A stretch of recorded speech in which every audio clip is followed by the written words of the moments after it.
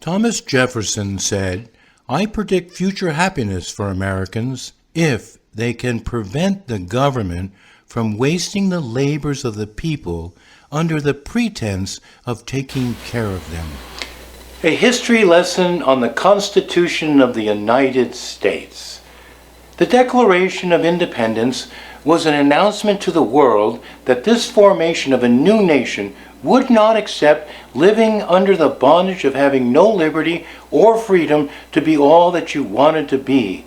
This flag is a banner that is a symbol of that freedom. Why is the Declaration of Independence so important? Well, let's start with the words that started out with. We hold these truths to be self-evident, that all men are created equal, that they are empowered, endowed by our Creator with certain unalienable rights, that among these are life, liberty, and the pursuit of happiness. The Declaration is proclaiming the culture of America, which so many people around the world desire to come here to live for, and why so many people have given their life for that privilege.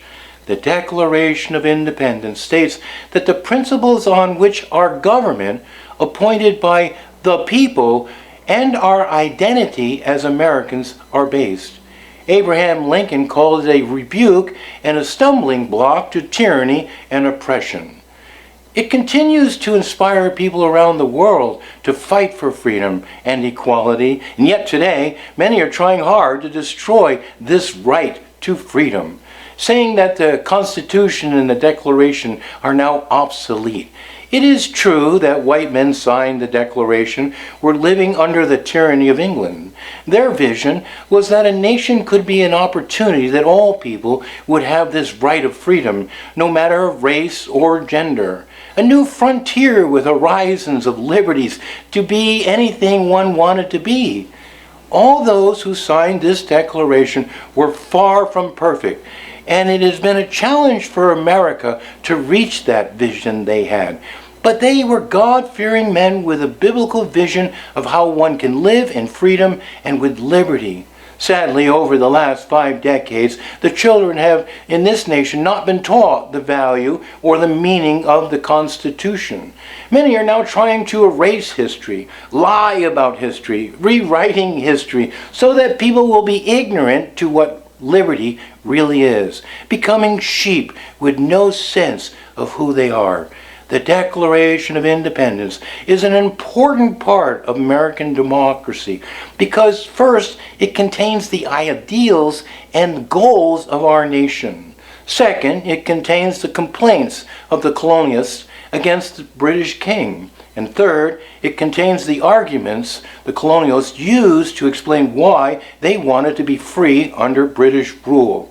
By issuing the Declaration of Independence, adopted by the Continental Congress on July 4, 1776, 13 American colonies detached their political connection to Great Britain. The Declaration summarized the colonies' motivation for seeking independence. The Declaration of Independence included these 3 major ideas. People have certain inalienable rights, unchangeable, including life, liberty, and the pursuit of happiness. That all men are to be created equal. Individuals have a civic duty to defend these rights for themselves and for others. The Declaration of Independence was designed for multiple audiences, to the King of England, the colonialists, and the world. It was also designed to multitask. Its goals were to try to rally the troops, win foreign allies, and to announce the creation of a new nation. All individuals are to be equal in the sense that they are born with certain absolute God-given natural rights. That these rights are God-given and can never be taken or even given away. This declaration guarantees the fundamental God-given natural rights, which is life, liberty, and our property. Constitution was agreed by the colonialists following the Revolution and independence from England. The Bill of Rights in the first 10 amendments to the Constitution. It spells out America's right in relation to their government. The First Amendment states this: Congress shall make no law respecting an establishment of religion or prohibiting the free exercise thereof, or abridging the freedom of speech, or of the press, or of the right of the people peaceably to assemble and to petition the government for a redress of grievances. By this decree, the government has no authority to deny the right for people to worship, or how to worship, and having no authority to deny people that right. We have the right to assemble peaceably in a civil manner, and have no right to harm or hurt others. We now have state governments which, in declaring that they are the religion, who have took upon themselves the authority over God's people on how, when, and what to worship. And all must bow down to them or be imprisoned with threats with an authority given not by the people. No government has a right to force people to forfeit their liberties by a decree or mandate. Forcing people to wear a mask or demand that you take the vaccine in order to buy and sell, this should be a warning for us. The state governments have become tyrannical, similar to that of the colonials as they approached King of England. The Second Amendment of the United States, a well-regulated militia being necessary to secure a free state, the right of the people to keep and bear arms shall not be infringed. Shall not be infringed. No right to dismiss, dismantle, or take away that right to protect and defend ourselves.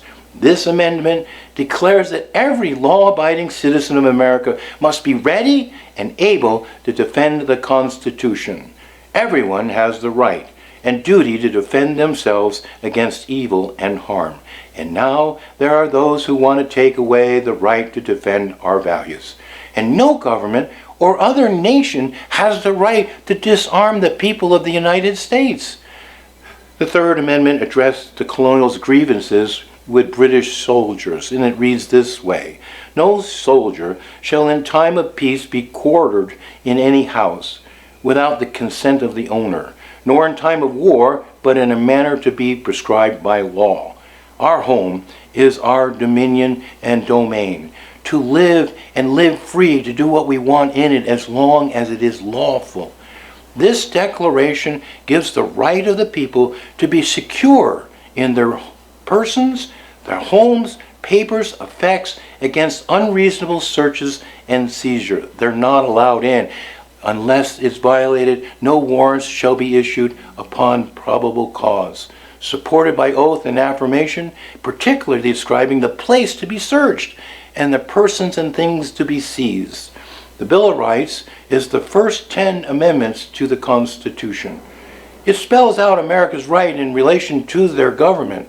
The government is we the people, but I believe we are now losing that.